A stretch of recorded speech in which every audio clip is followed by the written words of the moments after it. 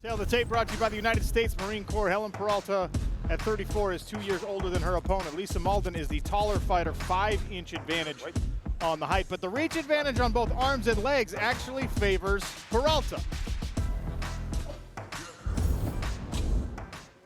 Marcos Perez will oversee the action tonight inside of our cage. Peralta in the black, Mauldin in the gray. No touch of the gloves, and we are underway here in Orlando, Florida. Big overhand right, and Mauldin goes right underneath it into a takedown. Yeah, Peralta really telegraphed that one a little bit. Mauldin, excellent level change, beautiful timing there.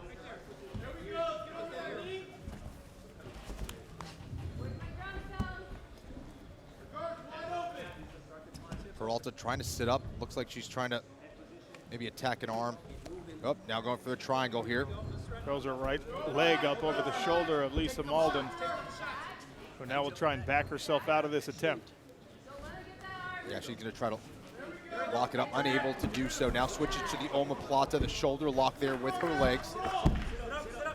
Nice work here by Peralta, stringing some submission attempts together.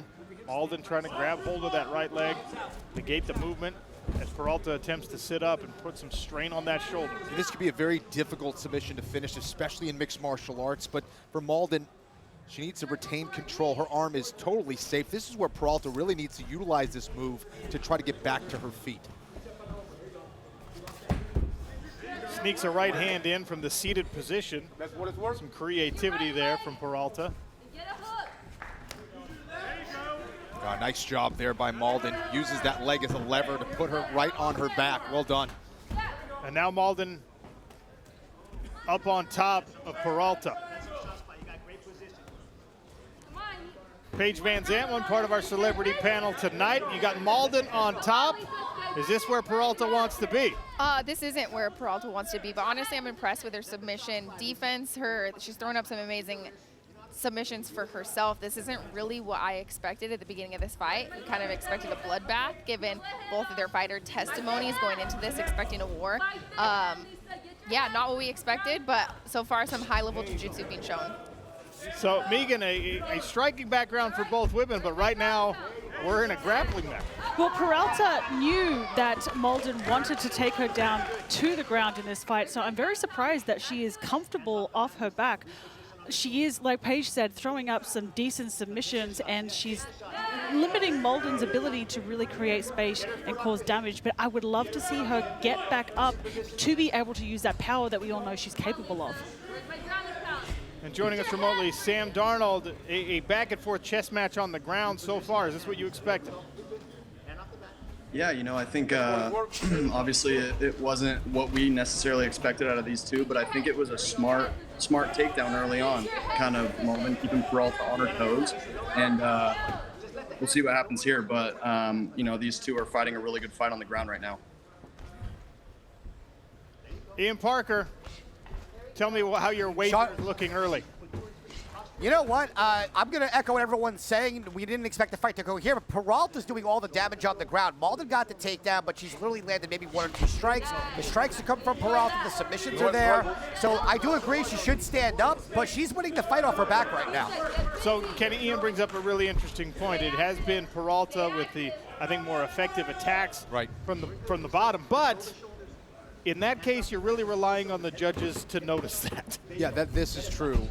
You know, but I agree. Listen, I think Peralta has been more effective with her grappling. The takedown aside, she's been the one that has been attacking, throwing up submissions. Hasn't always been successful, but has certainly put Mauldin on the defensive. So interesting stuff. I think Mauldin is starting to chip away. She's landing some more shots, landing some bigger shots. She's having a problem with the legs of Peralta. She's really pushing on the wrong spots and not able to step up and over the legs of Helen Peralta. You see Peralta right now, double wrist control, and then she throws a hammer fist. That time, Mauldin was able to sneak a left hand in, hammer fist from the bottom for Peralta. And now she'll try and work herself up.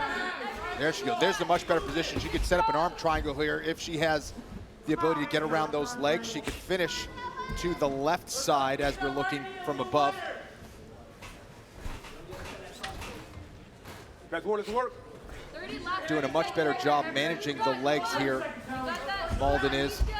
Now, nice reset there by Peralta to get back to her guard. Mauldin staying heavy on top. Peralta continues to try and chip away from the bottom. There's a couple of nice left hands. Back to the head goes Mauldin. Final few seconds of this first round of the evening, and we will see a second frame when we come back on Fubo Sports.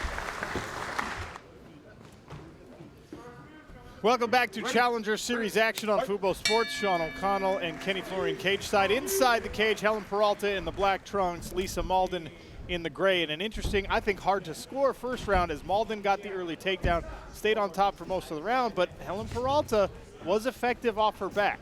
Sean agreed. I think it was a difficult round to score. I think Peralta was staying very active, was staying aggressive and effective. And she said she has a tendency of getting off to a slow start. She said she kind of needs to get hit to kind of wake up and get that fire going. And let's see if she makes any of those adjustments and starts to get more aggressive on the feet here against Mauldin. She just needs to be smarter. I think she started out aggressive in round one, but really telegraphed her punch and allowed Mauldin to level change to take her down.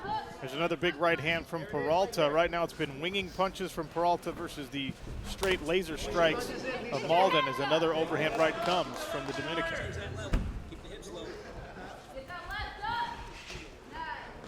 Peralta switching her stances back and forth, trying to give Mauldin some mixed up looks as a hook lands. Yeah, there we saw a little bit of her style. Peralta likes to call it calculated brawling. She's landing some nice overhand rights there. Nice little blitz by Mauldin. Mauldin wore that one, no problem. There's Coach Oyama in Mauldin's corner. Nice. Run it. Okay, position, start to climb. Protect your neck. Circle your legs to side control. Protect that neck, Lisa, protect that neck. Circle your legs to side control, Lisa. Let's go. Don't let her settle in on that. Protect that neck. Don't let her settle in on it. Go. So the head outside single gets Peralta back down to the ground, and now there's Mauldin listening to the corner and trying to move her legs over into side control. He'll have to settle for half. Yeah, good work by her corner, one of which is her sister, who's also a professional mixed martial artist. So Megan Anderson, we're back on the ground here. This is where Mauldin wants the fight, it seems. Yeah, and very, very smart decision to be able to run that single.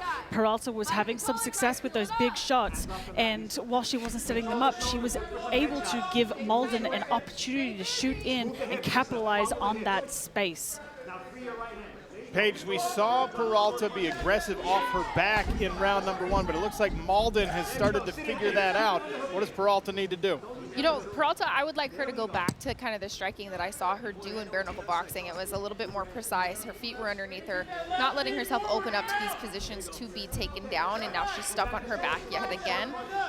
So I think if she could just really tighten up her striking, she was having a lot of success with those power shots, but let's put more together and keep our feet underneath us. Sam Darnold, it's not just about winning at the Challenger Series. You also have to impress.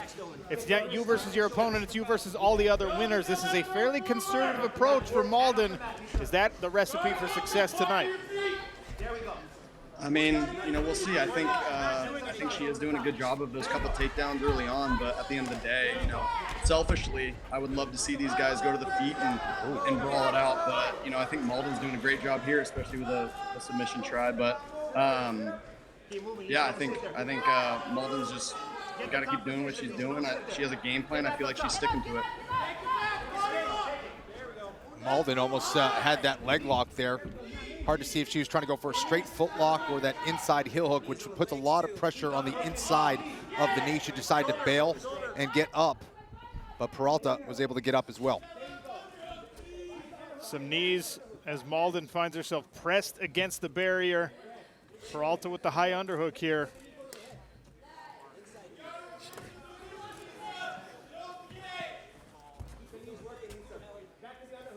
Double underhooks now for Peralta. Inside of 1 minute in the second round.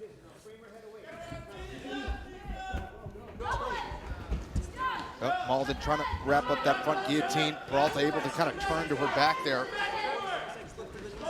Mauldin looking maybe now for a Kimura grip on the left arm of Peralta. Peralta sniffs it out. moves her body over to negate that control. Reposition your head. That's the underhook. Reposition your head. Your hips are tall. There we go. Frame her head. Now, knee. 30 seconds. Mauldin trying to frame on the neck of Peralta, create a little space to get those knees going. There's the tie clinch now.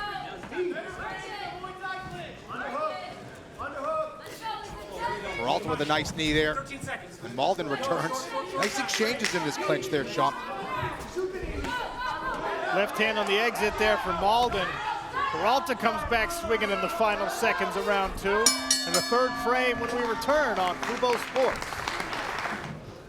Round 3. Ready? According to Marina there. Front kick on the open from Mauldin.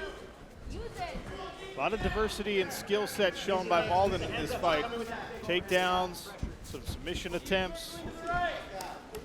Yeah, I agree, Sean. She's got those long limbs. She knows how to use them. And it's a good idea against Peralta, who wants to be on the inside. Peralta pulls her way in. Megan Anderson told us to expect that. She said this woman is a bulldozer, and that was the method there in the early seconds of round 3. You could see the strength as Peralta continuing now with her back to the cage, trying to reposition. Yeah, but you got to question the tactic here. She got in a little too tight, allows Mauldin to get those underhooks. They're able to spin herself off the cage. And Kenny, I say it every time we see a fight settle into this position. It's not as visually exciting as some other things, but it is as grueling as it comes in the sport. Yeah, no question about it. A couple of knees on the inside there from Lisa Mauldin in the gray. And Sean, you see the head position right here from Mauldin. She's using that as a frame to keep Peralta out on the outside. Also looking for underhooks here underneath the armpits as well to try to get that inside control. She grabbed the tie clinch there for just a moment. And there's a little toss courtesy of that step across. Nice work. Lisa Mauldin once again on top and directly into side control. Yeah, beautiful takedown there. Has excellent control. Now into the crucifix position. Briefly, Peralta able to get that left arm back in play. But that is a finishing position as she's able to pin that arm. She's going for it again here, Sean. Nice job by Peralta to get back to guard there. Nice right hand from Lisa Mauldin on top. That was a sharp, straight punch. Yeah, it sure was. Now she's getting more aggressive as well, both with her ground and pound and her ability to get up and over those legs.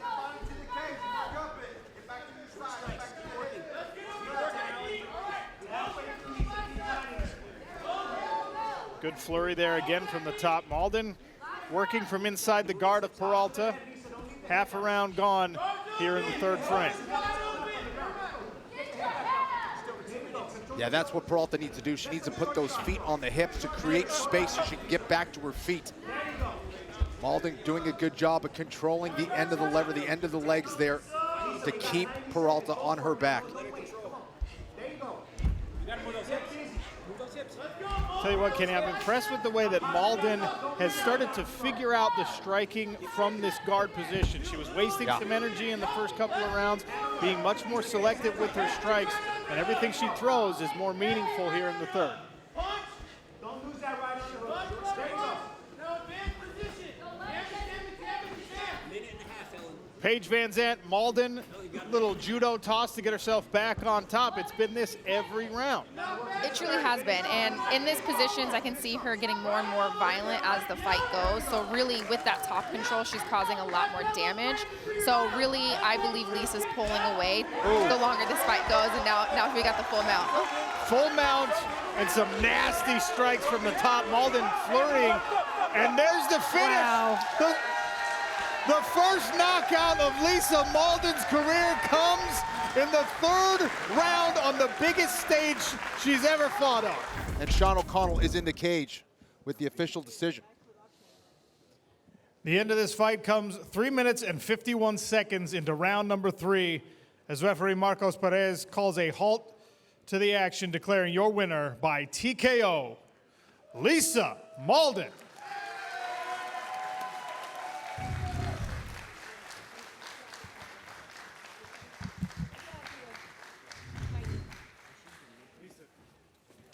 All right, here with the winner, Lisa Mauldin. Very impressive performance. And then we saw an outpouring of emotion after you got the win. Explain for me what this fight meant to you.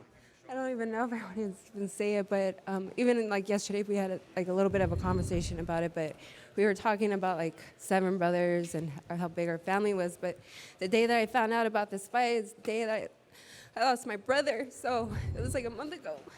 So it was a lot of emotion going into this fight. But I got through it, so this is cool. Kenny, if you hear me, Mom, Dad, your sisters, your brothers, we all miss you. You got through it. You got through the fight. You got your first PFL win. Congratulations, Lisa Mauldin.